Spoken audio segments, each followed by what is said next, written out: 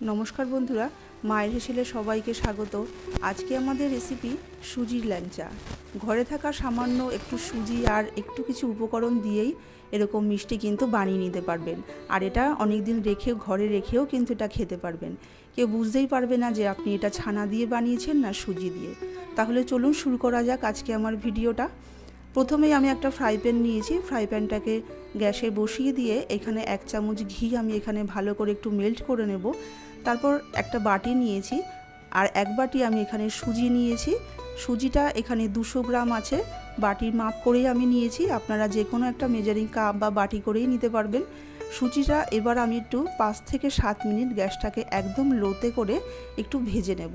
খেয়াল রাখতে হবে সুজিটা যেন লালচে কালার না আসে।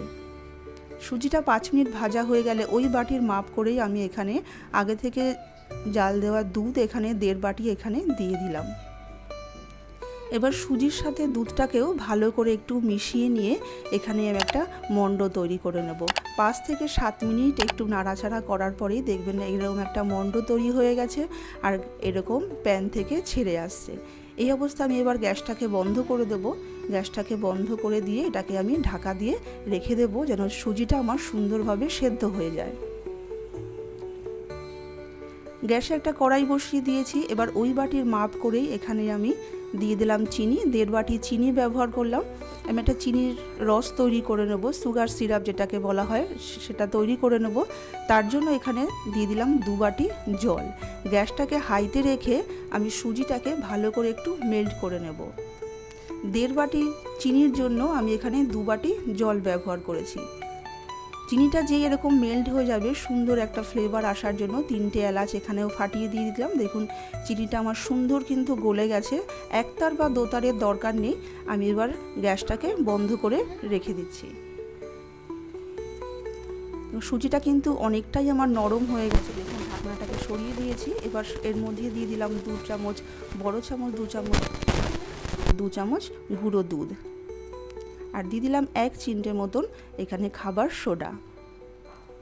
এবার সব কিছু দিয়েও ভালো করে আমি একটু মেখে নেব। হালকা গরম অবস্থাতেই কিন্তু এটা মাখতে হবে, খুব শক্ত করে মাখলে হবে না, একটু নরম করে মাখতে হবে। আমি এখানে 3-4টে এলাচের দানাটাও একটুখানি ছাড়িয়ে রেখেছিলাম, সেটাও একটু দিয়ে দিলাম। আমরা জানি যে ল্যাংচায় কিন্তু এলাচের দানা ব্যবহার করা হয়। দেখুন সুন্দর করে আমি এখানে মেখে নিয়েছি। তারপর ওখান থেকে একটুখানি ডো নিয়ে হাতের তালুতে এইভাবে গোল করে নিয়ে একটু লম্বা করে ল্যাংচার শেপ দিয়ে নেব। এরকমভাবে তৈরি করে নেব।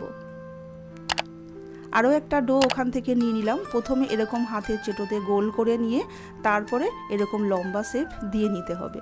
ওই একই পদ্ধতিতেই সমস্ত ল্যাংচাগুলোকেই আমি তৈরি করে নেব। দেখুন 200 গ্রাম সুজি থেকে আমার 20টা মতন ল্যাংচা তৈরি হয়েছে। এবার ভেজে নেব আমি এগুলোকে।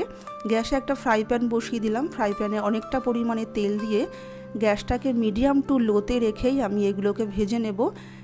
তেলটা কিন্তু খুব চড়া অবস্থায় দিলে হবে না, হালকা গরম অবস্থাতেই কিন্তু এগুলোকে ভেজে নিতে হবে। ভালো করেই কিন্তু ভেজে নিতে হবে। হাই ফ্লেমে ভাজা কিন্তু যাবে না, তাহলে কিন্তু ভেতরটা কাঁচা থাকবে, ওপরগুলো লালচে হয়ে যাবে। একটা পিঠ হয়ে গেলেও আর একটা পিঠ উল্টে দেব। এরকম মিডিয়াম টু লোতে লালচে করে ভেজে নিয়ে গরম অবস্থাতেই আমি রসে দিয়ে দেব। রসটা কিন্তু ঠান্ডা করার কোনো প্রয়োজন নেই। এরকম গরম রসের মধ্যেই আমি কিন্তু এবার ল্যাংচাগুলোকে দিয়ে দেব।